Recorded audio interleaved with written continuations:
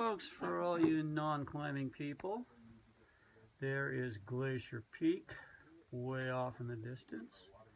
I'm not going to go through all the names of all those peaks. As we turn, that was the west. Now we get around, here's the south. Metropolitan Market. Way out in the distance, you can catch the bay. Get around these people here. This is a popular space. Videoing all my buddies that don't do this kind of stuff. Convince them. Yeah, give them more of an idea why they don't want to do this. There's the bay. If you look down there, you can see the city of Everett. Not that Everett's all that great of a city to worry about, but you know. And we get around here. Excuse me, folks. Yep, that's on camera. There's Baker. Yep. And Shuckson. Shuckson's a good one, man. Oh, I haven't been on Shuckson in years. It's a nice little climb. Yep. And we come all the way back around, and there's Glacier Peak again. So, there's your 360 view from Mount Pilchuck. Okay, just came down out of the summit. I thought I'd show you a view of the bouldering you get to do to get to the top. This whole ridge line is like this. We're heading down now. I'll get some little bit of video for you as we go down. Hopefully you won't hear me huffing and puffing near as much on the way down, which is why I didn't record anything on the way up. This trail is probably about 75% a lot of rock, where you're constantly having to step around this way and that way. Finding your way around can be tricky sometimes, not too bad. They've done some work up here to on the trail. They've got some markers now that never used to be here. Apparently they've had too many people get lost. Doesn't surprise me any. So heading down now. We'll put the phone down again and we'll pick things up in a little bit. See you later. So this here is more like what the whole trail is like. It's nothing but rock and rock and rock. And nice sharp edges. No good place for footing. I can imagine what it's doing to the bottom of my trail runners. I can't imagine them holding up to this stuff. Trekking poles are not really worth much in this kind of stuff. Spend more time holding them, and they don't really give you much in the way of balance. Not to mention the slick tips just slide off the rocks half the time anyway. But I got them. They're still handy for the other parts of the trail.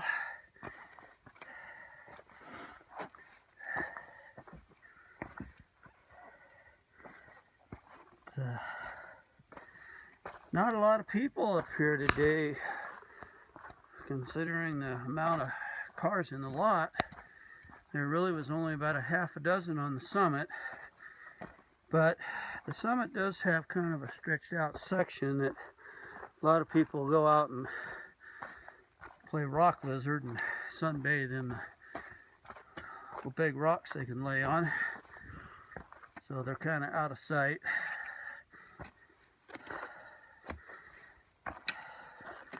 There's another route up this on the back side that doesn't even have this good a trail. I came up on it years ago. It's out of what they call the 20-leg basin. There's no real trail. It's basically a boot path that the scramblers have kept alive. I did it back in my years when I was with the Mountaineers. Used to go up there in the basin a lot and camp, not bother to come up to the summit. I had the place to myself. And it was a great place to watch the goats. Lots of goats on the other side. All right, here we are. And more tripping over. I might have to put things away. There's a little touch and go. Trying to keep my footing going here. But we'll get some here. Jeez, what a mess. Definitely not going to do 3 miles an hour in this stuff. Not unless you want to twist an ankle. Alright. Back to real trail again. How you doing? Yeah.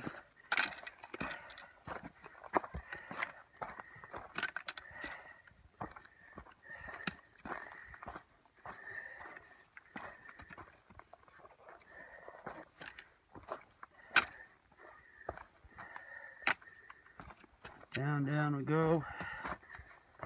Almost tripped there myself. Alright. We're actually on the south side of the mountain at this point. Earlier when I showed you the first shot of Baker, that's the north side. You start up and then as you get through here, you slip over to the saddle and come up from the south. Now this is going to be touch and go here. Bear with me as we get down through things.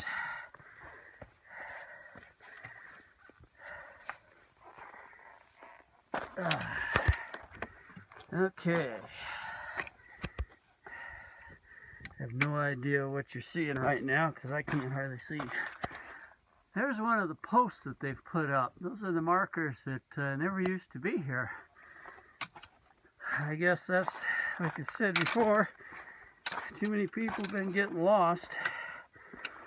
They had a news report I saw about 2 weeks ago now.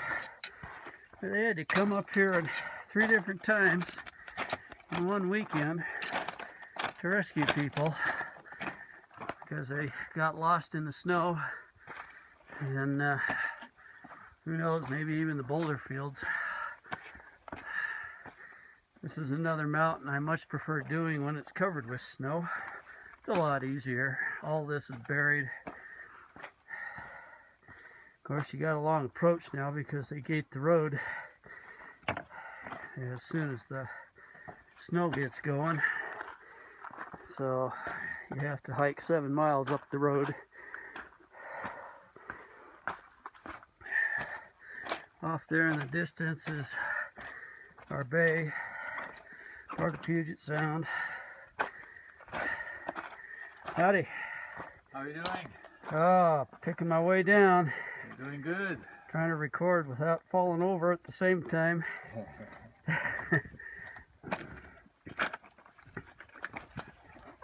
I guess I should smile, huh? Well, I think I got party, I'm not sure how much. The problem with trying to record and trying to see the trail, I'm not sure what I'm filming.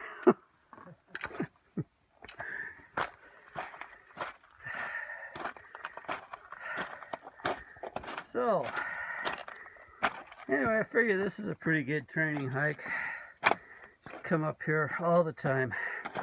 Back in my climbing days, when I lived in Everett and Marysville, it was right out my back door. It only took me maybe an hour to get here. I'd run up and down this mountain 2 or 3 times a week. Sometimes it'd just be once a week, all depending on how work went and what have you.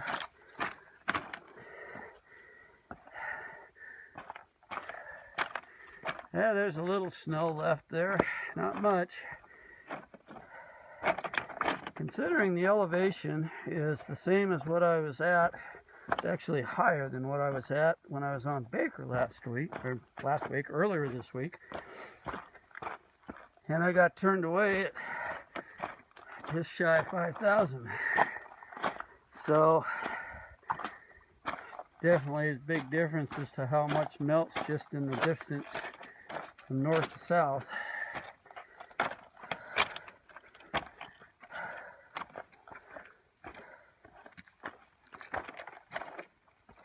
Anyone get by? Yeah, go ahead. Oh, you can go first. Well, I got to go right where you're at, so go ahead.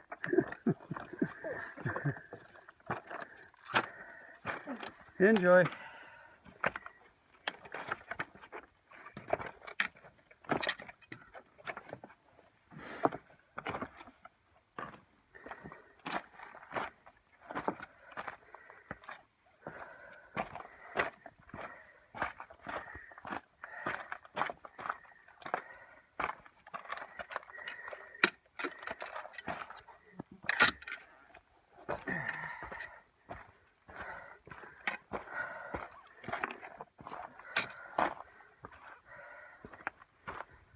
Oh, here we are back out where we can actually travel again. We should be just about down to the saddle where we're going to switch to going north again. The north side of this mountain, and it's also the reason I like doing this in the snow, is because it's a wide open slope. Got some trees, but not bad. And it used to be a ski run. Years ago, they had a small ski setup up here. Nothing fancy. Didn't even have chairs. They just used a rope tow. A lot of people would come up here and ski out the slopes, which is why I like it. That slope is beautiful for hiking up here in the wintertime. You don't have to deal with all this garbage.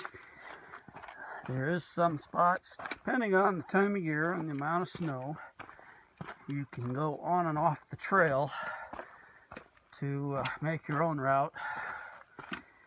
And me, I've always enjoyed my own route. Don't do it so much now, but nowadays I prefer to do off-trail travel. I like to have company just in case. I'm not as spry and gun-ho as I used to be. Not even really into the hanging my butt off the side of the cliffs anymore like I used to. A little something about that vertigo stuff has caught up to me.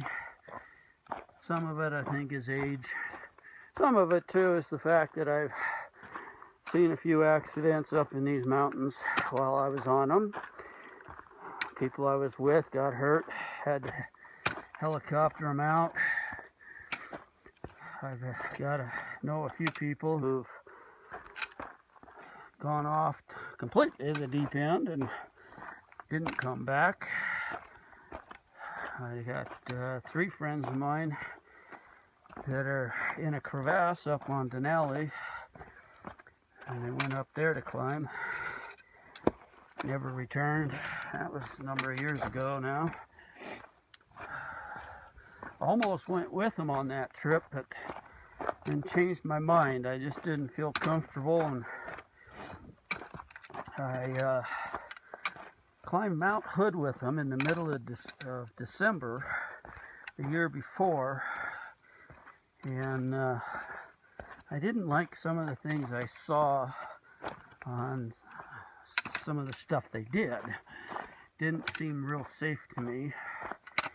And when I'm climbing stuff like that, I want to know that people I'm with know exactly what they're doing, and we are on a consensus as to what's going to be taking place. Those 3 were also on my Mount Rainier climb that I did just before, and I saw a lot of problems on that trip too, especially when the leader of the group decided to abandon his group and take off with the couple of park rangers to go do some other exploring on a different part of Rainier, and literally left everybody just hanging on the summit. When I got up there, one of the climbers knew that I'd have experience and I was trained through the Mountaineers for what was going on, and so they came up to me and asked me what to do. This guy they'd tucked him into a bivy sack and put him down next to a vent on the summit. He was shivering like a rat's ass, and they weren't too sure if they were going to be able to get him down the slope, down to base camp. So, needless to say, I found out I was the only one that really had any experience with any of that stuff. Nobody had been trained in first aid or nothing. And I can't really say I'm the best person for first aid, but it kicks in when you need it. And we got him up and going. I took him and one other climber and put him in the middle and put the other guy in front on the rope team, and down we went. I kept the back position just because I also found out I was the only one that had been trained in doing any kind of team arrest. And I figured that if I went into a crevasse and I was in the front, I figured they weren't going to be able to figure out how to stop me. So, but we got down to base camp. Got to base camp, and we had left instructions with the people that changed their minds about climbing to make sure that they had plenty of water and food ready for us for when we got back, because we were going to be pretty much hungry and dying of thirst. You're climbing the higher mountains, there's this thing, you lose your appetite and your desire to drink, even though you know you're supposed to, and you try and force yourself, you don't do it like you should. I got down and I asked him for some water because I was out, and I was told, oh, we don't have any water. We didn't know you'd need any. So I asked him if they had anything I could eat real quick while I was melting some snow. Well, what's the matter? Didn't you bring your own food? So, needless to say, I ended up at my tent. One very pissed off person after cutting my summit short in order to bring this guy down who was having medical problems, just to find out that I had no water to drink, and I was going to spend the next half hour melting snow and cooling it down to the point to where I could drink it. I was not happy at all.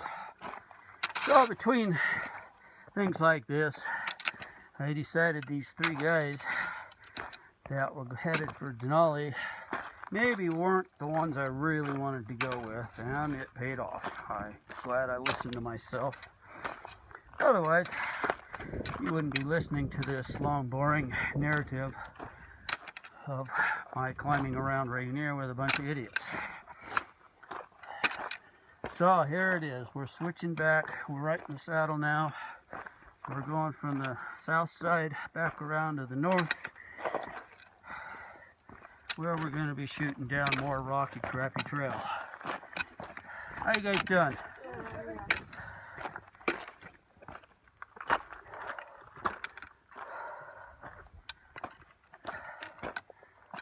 All right. So, I think before I put the phone away, let me make a turn here. And, wow, there we are. There's the open basin that I come up on, and I literally track the snow up through this little saddle and then head on up But all that down there is where you take the winter route, and it takes you down through the trees. It's a great route, takes you straight to the parking lot. A few spots you got to watch out where the cliffs you will drop off, so yeah, you don't just take off and go. You got to watch where you're headed. But it's really nice. That I believe that flat spot you can see way down there that looks kind of flat, patches of snow. That's where I ended up on a bivvy one day. I came up here in the winter. I was hoping to make the summit, and I was going to spend the night in the lookout, me and my current girlfriend. But they had closed the road, and I was expecting it to be open yet so I could at least drive partway up the road. So that meant we had to hike an extra 7 miles in the snow. Wasn't too bad. We had skis with us, but the road was patches, so we kept having to take the skis on and off because of the dirt road. We didn't want to ruin our skis. So it took a lot of time.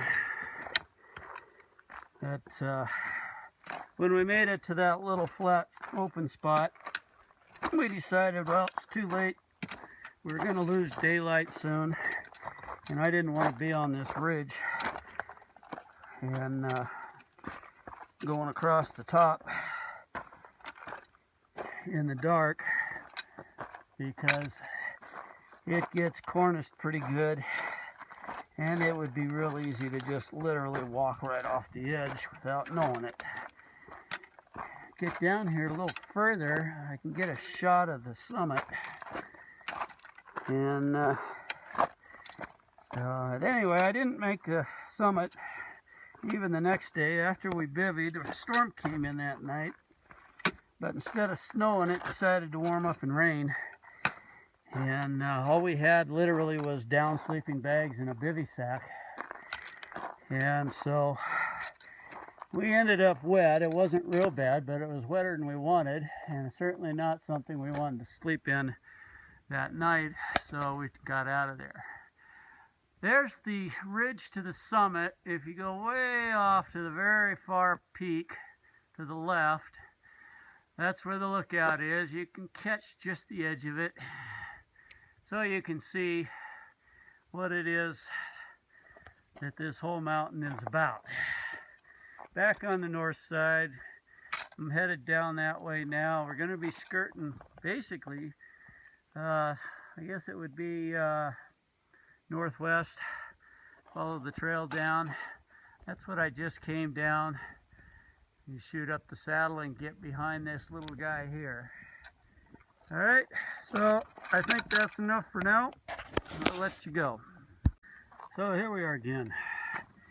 Thought I'd give you a shot at what the rest of the trail looks like after we get out of all the crappy rocks on the open area. We're back into the trees. We get crappy rocks with a little bit of a trail, and they're nice enough to put in some stairways for us, which I wish they wouldn't do because they never make them the right size for strides. I'm sure they fit somebody's stride, but not mine. I would prefer not to have them. This is the way it's going to be now, all the way to the trailhead. And we are at, let's check my watch, see what the elevation is. Yeah, we're at 37, so actually we only got about 400 to go. Maybe 5, depending on what the weather has done to my altimeter. It always changes as the weather changes. If anybody knows how an altimeter works, it works off barometric pressure, which always changes as the day goes on. So, there's one of our sets of stairs, and one back into the dirty rocks. I mean, this is the way it is.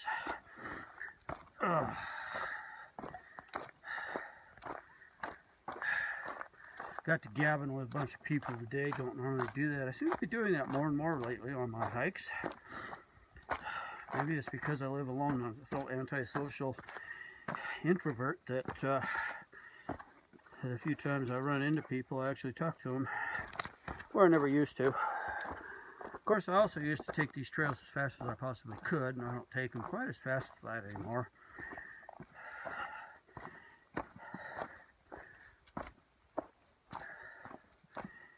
All right, so if you got enough of the trail looking view, oh hey, here's our bridge. These I don't mind them putting in. These are nice, keeps us out of the mud. You only find the one here on Pilchuck, you don't find any more. But hey, better than nothing, right? Right, so that takes care of things. Till later. Alright, here we are, back at the trailhead. It's, let's see what time it is. 5 o'clock, hereafter. So, according to my tracking app that was recording the whole time, I hiked about 5.5 miles in just over 2 hours, because it records total hiking time. So whenever I stop, take a break, it shuts itself off. It goes into pause. Which, that's interesting. I would not imagine that I'd be able to get to the top and back down in that kind of a time frame. It took me 2 hours straight time to go up, but that includes the stopping and what have you. Didn't really take any breaks per se, but I did stop and chit-chat with some people. So anyway, we'll get home and get this up and running. So, till later.